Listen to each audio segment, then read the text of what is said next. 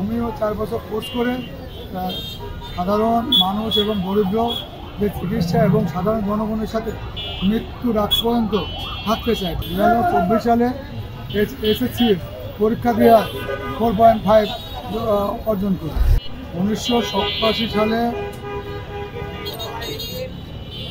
10/10/1987 সালে পুলিশ বাহিনীতে যোগদান করি। তখন 8ম শ্রেণী পাশে পুলিশের সার্কুলার ছিল। তখন আমি 8ম শ্রেণী পাস করে ওখানে পুলিশে যোগদান করি। আমার বর্তমান চাকরি হলো 35 বছর, বয়স হলো 57 বছর। আমার সেই বয়সে অবসর যাওয়ার পরে আমার আগে ম্যাথমেটিকা হোমিও বই আমি পড়াশোনা করতাম। এই বইয়ের থেকে আমার মনে হয়েছে যে হোমিও লেখাপড়া করতে হলে এসএসসি পাস সার্টিফিকেটের প্রয়োজন। তাহলে এসএসসি পাস সার্টিফিকেট পাস করতে পারলে 4 বছর ডিএমএস করার পরে হয়তো চাকরি অবসর দেওয়ার পরে বার্ধক্যজনিত কারণের জন্য যারা চাকরি থেকে অবসর যায় তারা হতাশায় অনেক মৃত্যুবরণ করে। আমি হোমিও 4 বছর কোর্স করে সাধারণ মানুষ এবং দরিদ্রদের চিকিৎসা এবং সাধারণ জনগণের সাথে মৃত্যুর আগ পর্যন্ত থাকতে চাই। তাই আমি 4 বছরে যদি ডিপ্লোমা পাস করতে পারি তাহলে আমি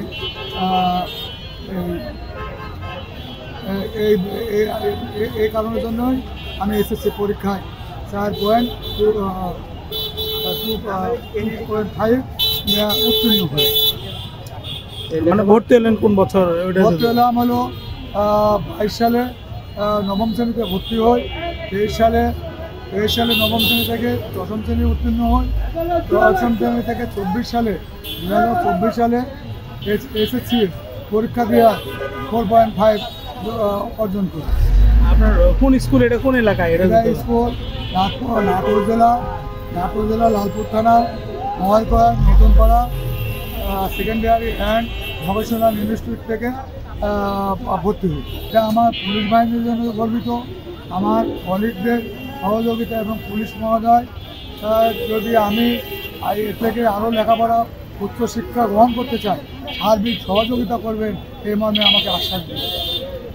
আপনার পরিবারের লোকজন কি বলছেন? আমার পরিবহন এবং পুলিশ বাহিনী এবং আমার আত্মীয় স্বজন এবং আমার ছেলে মেয়ে এবং পুলিশ বাহিনী সবাই গর্বিত এবং খুব আনন্দিত।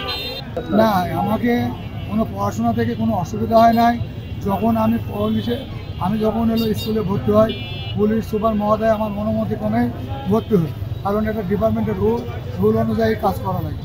এবং আমার যখন পরীক্ষা দিই আমি প্রত্যেকটা পরীক্ষার দিনে আমাকে সার্বিক ছুটি বা কোনো বিষয়ে কোনো সমস্যা হয়।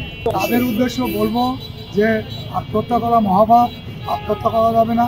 একবার যদি তারা ফেল করে পরবর্তী যারা যদি ভালোভাবে রেজাল্ট পরীক্ষা ভালোভাবে পড়াশোনা করে পাস করবে, এই আত্মহত্যা করা যাবে না।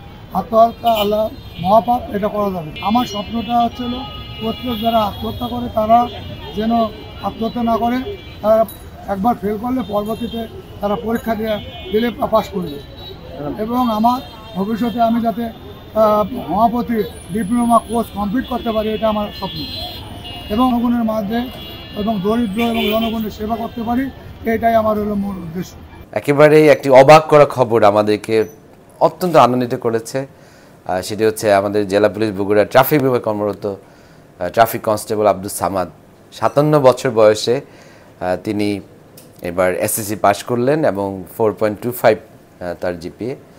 তো আমি মনে করি এটি একটি অত্যন্ত আনন্দের খবর। কারণ হচ্ছে যে আমাদের পুলিশ সদস্য যারা, বিশেষ করে কনস্টেবল যারা, তারা কিন্তু সারা জীবনে তাদের কর্মস্থলের বিভিন্ন ব্যস্ততা, তাদের বা ব্যক্তিগত জীবনে দুঃখ গাথা এবং তাদের যে অত্যন্ত কর্মক্লান্ত জীবন, সেগুলো নিয়ে কিন্তু সারা জীবনই তারা বলা যায় যে সংগ্রাম করে তারা অভ্যস্ত। এবং তাদের জীবনের কাহিনী কিন্তু সংগ্রামের কাহিনী, এবং তাদের জীবনে তেমন কোনো পূর্ণতা নেই। এবং সে একজন পুলিশ সদস্য। আমরা জানি যে অনেক আগে তখন 8ম শ্রেণী পাশ করলে বাংলাদেশ পুলিশে যোগদান করা যেত।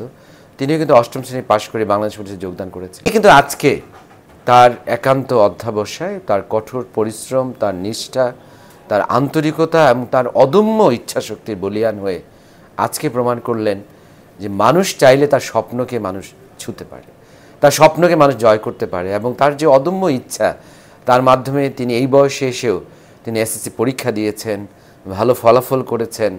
আজকে আমি মনে করি তিনি শুধুমাত্র জেলা পুলিশ বগুড়া না, সমগ্র বাংলাদেশ পুলিশকেই তিনি কিন্তু অত্যন্ত আনন্দ দিয়েছেন। এবং এটি হচ্ছে একটি বড় ধরনের উদাহরণ যে যদি মানুষ চায়, যারা পিছিয়ে পড়া মানুষ, যারা অনগ্রসর, যারা সুবিধা বঞ্চিত, বা যারা মনে করে যে আমাদের জীবনে আর প্রাপ্তি বলে কিছু নেই, আমি বলবো একেবারে ভ্রান্ত ধারণা। প্রত্যেক মানুষ কিন্তু অনেক কিছু করতে পারে এবং তার হচ্ছে একজন অনন্য উদাহরণ কনস্টেবল আব্দুস সামাদ।